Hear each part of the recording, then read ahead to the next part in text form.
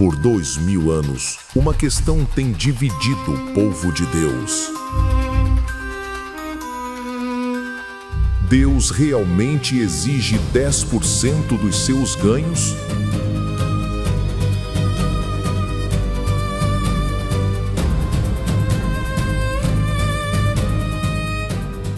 Alguns dizem que é obrigação sagrada.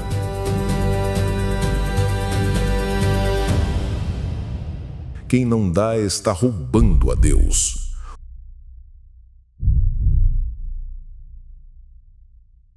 Outros pregam liberdade total.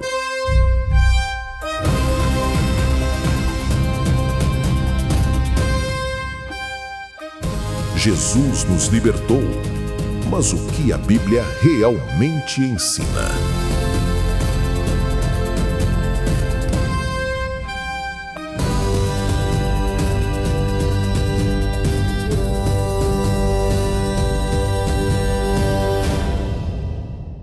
A verdade começou muito antes de você imaginar. Abraão, Melquisedeque, uma história esquecida.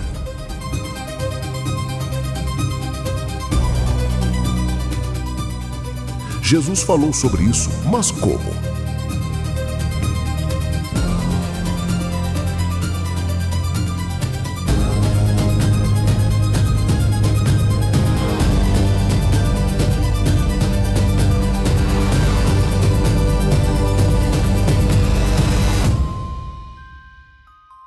Nossa investigação revelou algo chocante.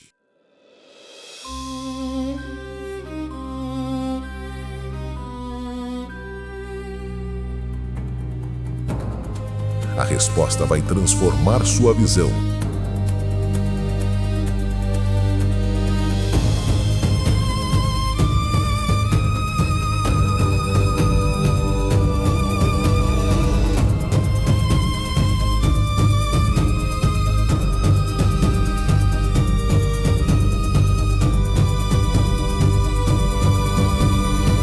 E finalmente unir o povo de Deus.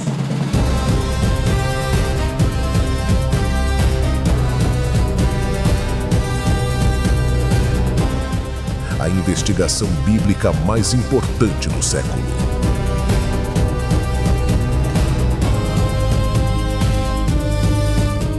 Descubra a verdade agora.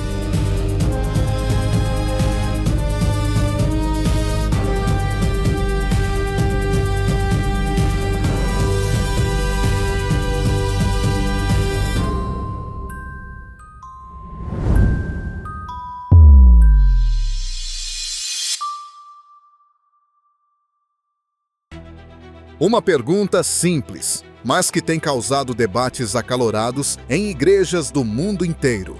Deus realmente exige 10% dos nossos ganhos?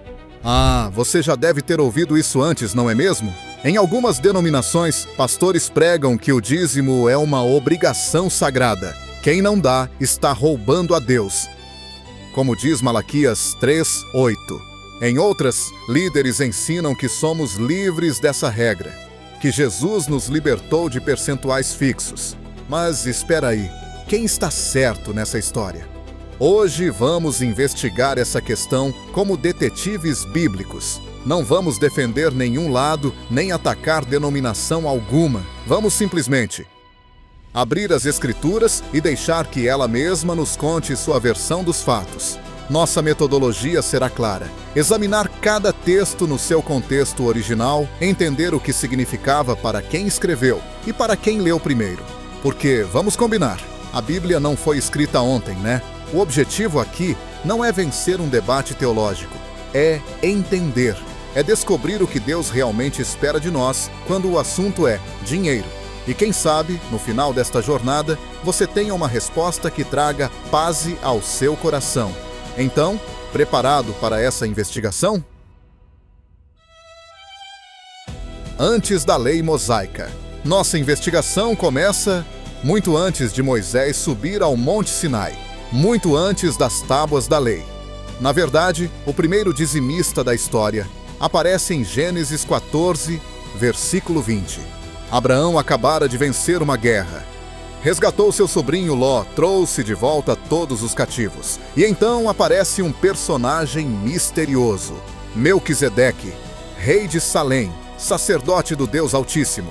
E Abraão lhe deu o dízimo de tudo. Registra a Escritura. Espera um pouco. Isso foi cerca de 400 anos, antes da lei de Moisés. Abraão não estava obedecendo a nenhum mandamento escrito. Então por que ele fez isso? Era costume da época? Era um impulso do coração? A narrativa não explica os motivos de Abraão, mas algo interessante acontece gerações depois. Jacó, neto de Abraão, faz uma promessa a Deus em Gênesis 28, 22. De tudo quanto me deres, certamente te darei o dízimo. Note bem, Jacó está prometendo dar o dízimo, não cumprindo uma ordem divina. Era uma espécie de voto pessoal de gratidão. Então chegamos a Moisés. E aqui a coisa fica séria. O dízimo deixa de ser algo espontâneo e vira sistema. O povo de Israel precisava sustentar toda uma tribo, os levitas, que se dedicavam exclusivamente ao serviço religioso. Mas não era só um dízimo, não. Os estudiosos identificam 3 tipos diferentes. O dízimo dos levitas, 10% direto para os sacerdotes, conforme Números 18, 21. O dízimo das festividades, outros 10% para as celebrações religiosas, segundo Deuteronômio 14, 22.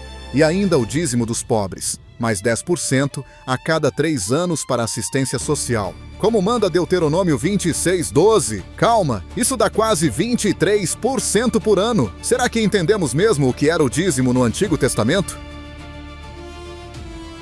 Agora vamos ouvir o primeiro lado dessa moeda teológica.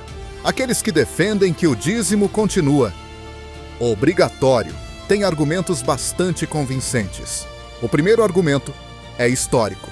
Se Abraão deu o dízimo antes da lei de Moisés, isso significa que o dízimo não foi inventado pela lei. Faz sentido, né? Melquisedeque recebeu o dízimo de Abraão 400 anos antes do Sinai. Logo, o dízimo seria uma prática anterior e superior à legislação mosaica. Mas espera que tem mais. O próprio Jesus abordou essa questão. Em Mateus 23, 23, ele critica os fariseus. Vocês dão o dízimo da hortelã, do endro e do cominho, mas negligenciam os preceitos mais importantes da lei: a justiça, a misericórdia e a fidelidade. E então vem a parte crucial. Vocês devem praticar estas coisas sem omitir aquelas. Sem omitir aquelas. Ou seja, sem parar de dizimar. Pelo menos, é assim que interpretam os defensores da continuidade. Mas o argumento mais sofisticado está na carta aos Hebreus. O capítulo 7 inteiro é uma aula sobre Melquisedeque. O autor explica que Jesus é sacerdote segundo a ordem de Melquisedeque, não segundo a ordem de Arão. E qual é a diferença? Simples. O sacerdócio de Arão terminou, mas o de Melquisedeque é eterno. E em Hebreus 7, 8, lemos algo interessante. Aqui são homens mortais os que recebem dízimos, porém ali, aquele de quem se testifica que vive. Quem é esse que vive? Jesus. Então, segundo essa interpretação, nós ainda estamos dando dízimos. Só que agora para Cristo, nosso sumo sacerdote eterno. E tem mais um argumento: a mordomia cristã. Somos apenas administradores dos recursos de Deus, dizem. O Salmo 24, 1 é claro: do Senhor é a terra e tudo o que nela se contém. Se tudo pertence a Deus, devolver 10% seria o mínimo da gratidão. Paulo reforça essa ideia em 1 Coríntios 9, 14. Assim ordenou também o Senhor aos que anunciam o Evangelho, que vivam do Evangelho. São argumentos sólidos, não é mesmo? Mas toda moeda tem 2 lados. E do outro lado da moeda, temos cristãos igualmente sinceros defendendo que o dízimo obrigatório ficou no passado. E seus argumentos também são impressionantes. Olha só, dizem eles, se Jesus cumpriu toda a lei na cruz, Porque essa parte específica do dízimo continuaria. O argumento começa em Hebreus 7, 12. Mudando-se o sacerdócio, necessariamente se faz também mudança da lei. Mudou o sacerdócio? Mudou. Saiu o Levítico. Entrou o de Cristo. Logo, a lei que regulamentava o sustento dos levitas também mudou. Mas o tiro de misericórdia vem com Paulo. Em 2 Coríntios 9, 7, o apóstolo é cristalino. Cada um dê conforme determinou em seu coração, não com pesar ou por obrigação, pois Deus ama quem dá com alegria. Não por obrigação, está ali preto no branco. E mais, em 1 Coríntios 16, 2, Paulo orienta sobre coletas. No primeiro dia da semana, cada um de vós ponha de parte o que puder ajuntar, conforme a sua prosperidade. Percebeu? Conforme a sua prosperidade. Não um percentual fixo de 10%. E onde está o dízimo nas cartas de Paulo? Questionam. Ele escreveu instruções detalhadas sobre tudo: casamento, comida, relacionamentos, governo, mas nunca, nem uma vez, mandou alguém dar 10%. Tem mais. Efésios 2, 15 diz que Cristo aboliu em sua carne a inimizade, a lei dos mandamentos contidos em ordenanças. Se a lei cerimonial foi abolida, o dízimo, que sustentava o sistema cerimonial, foi junto. A igreja primitiva praticava algo bem diferente. Em Atos 2, 44 a 47, vemos a comunhão de bens. Pessoas vendendo propriedades e repartindo conforme a necessidade. Não era 10%, era tudo, mas voluntariamente. Sabe quando a igreja voltou a exigir dízimo obrigatório? Perguntam os historiadores. No ano 585 d.C., no Concílio de Macon, a igreja primitiva nunca exigiu isso. E tem um último argumento que é, bem direto: se formos seguir a lei do dízimo à risca, então precisamos seguir toda ela. 3 tipos de dízimo, 23% do orçamento só em produtos agrícolas. Argumentos fortes dos dois lados, né? Mas será que existe um meio termo? Bem, depois de ouvir os dois lados, você deve estar pensando: mas então, quem está certo? E se eu te disser que talvez ambos estejam certos em pontos específicos? Porque veja só, mesmo com todas essas diferenças teológicas, existe um consenso absoluto entre todos os cristãos.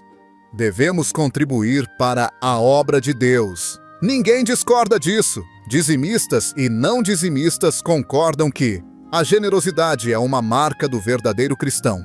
Todos citam o mesmo Lucas 6, 38. Dai e dar-se-vos-á. Boa medida, recalcada, sacudida e transbordante. E mais, todos concordam que nosso dinheiro deve ter 3 destinos principais: sustentar quem dedica a vida ao ministério, ajudar os necessitados e manter a estrutura da igreja funcionando. A discussão não é sobre o que fazer, é sobre como fazer. Tem outro ponto de concordância interessante. Ambos os lados alertam contra os extremos. Os pró-dízimo advertem: não seja legalista. 10% é o começo, não o fim. Os pró-liberdade alertam: não seja avarento. Use sua liberdade para ser mais generoso, não menos. Atos 20, 35 ecoa nos dois grupos. Mais bem-aventurada coisa é dar do que receber. Na verdade, o que todos concordam é que o problema não está na metodologia, mas no coração. Um dizimista com coração avarento está errado. Um contribuinte voluntário que dá migalhas também está. A questão central não é quanto devo dar. A pergunta que ambos os lados fazem é: como posso honrar a Deus com meus recursos? E essa é uma pergunta que transcende percentuais. O território comum é claro: cristãos são generosos. A forma? Bem, aí começam as diferenças práticas. E aí que chegamos no dia a dia. Como aplicar tudo isso na vida real? Para quem pratica o dízimo como disciplina espiritual, algumas orientações práticas. Primeiro, 10% é seu ponto de partida, não seu teto. Como dizia um pastor, se você só consegue dar 10% quando ganha R$1.000, algo está errado quando você ganha 10.000. Segundo ponto prático, calcule sobre o bruto ou líquido. Bem, isso depende da sua consciência diante de Deus. O importante é ser consistente e honesto consigo mesmo. Agora, para quem adota a contribuição proporcional voluntária, sua responsabilidade pode ser até maior. Como escreveu Paulo em 2 Coríntios 8:12. Porque, se há prontidão de vontade, será aceita segundo o que qualquer tem, e não segundo o que não tem. Traduzindo, Deus aceita sua oferta conforme suas possibilidades reais. Mas isso não é desculpa para dar migalhas quando você pode dar mais, né? Independente da metodologia, algumas orientações se aplicam a todos. Primeiro, seja regular na contribuição. 1 Coríntios 16:2 fala em primeiro dia da semana, ou seja, sistematicamente. Segundo, exige a transparência da sua igreja. Filipenses 4:19 promete que Deus suprirá todas as vossas necessidades. Mas isso não significa que os líderes devem viver no luxo enquanto os membros passam aperto. Terceiro, equilibre responsabilidade familiar e contribuição eclesiástica. 1 Timóteo 5:8 é direto. Se alguém não tem cuidado dos seus, tem negado a fé. E aqui vai uma orientação que pode soar polêmica, mas é bíblica. Se sua igreja não está sendo transparente com os recursos, se há suspeita de má administração, talvez seja a hora de repensar seu destino de contribuição. 2 Coríntios 9:7 fala em dar com alegria. E fica difícil dar com alegria quando você suspeita de desonestidade. O princípio é simples. Seja fiel a Deus, seja sábio com seus recursos, seja generoso de coração. O resto é detalhe. Então, chegamos ao fim da nossa investigação. E a resposta para a nossa pergunta central, o dízimo como percentual fixo, obrigatório, pertence à dispensação do Antigo Pacto. Mas o princípio de contribuição sistemática e generosa é atemporal. A nova aliança nos liberta do legalismo percentual, mas nos chama a uma generosidade que frequentemente supera os 10%. E aqui entra aquela famosa passagem de Malaquias 3:10. Tragam o dízimo todo ao depósito do templo. Ponham-me à prova, diz o Senhor dos Exércitos, e vejam se não vou abrir as janelas dos céus e derramar sobre vocês bênçãos sem medida. Interessante, né? É o único lugar na Bíblia onde Deus diz: me ponham à prova. Será que isso ainda vale hoje? Bem, muitos cristãos acreditam que sim, que Deus ainda honra aqueles que confiam nele com suas finanças. Se você defende o dízimo, sua disciplina é louvável. Continue praticando com alegria, lembrando que 10% é um ponto de partida, não um teto. Que seu dízimo seja expressão de gratidão, não mero cumprimento de regra. Se você defende a voluntariedade, sua compreensão da liberdade cristã é válida. Use essa liberdade para ser ainda mais generoso, contribuindo regularmente e proporcionalmente. Que sua oferta voluntária seja ainda mais abundante que qualquer dízimo obrigatório. Independente da metodologia, todos fomos chamados para participar da obra de Deus com nossos recursos. O que importa não é quanto você dá, mas como você dá, com fé, alegria e propósito eterno. Se este vídeo te ajudou a refletir, deixa aquele like. Se inscreve no canal para mais estudos bíblicos investigativos como este. E nos comentários, conta aí: como você pratica a generosidade cristã? Compartilha com quem também tem essa dúvida.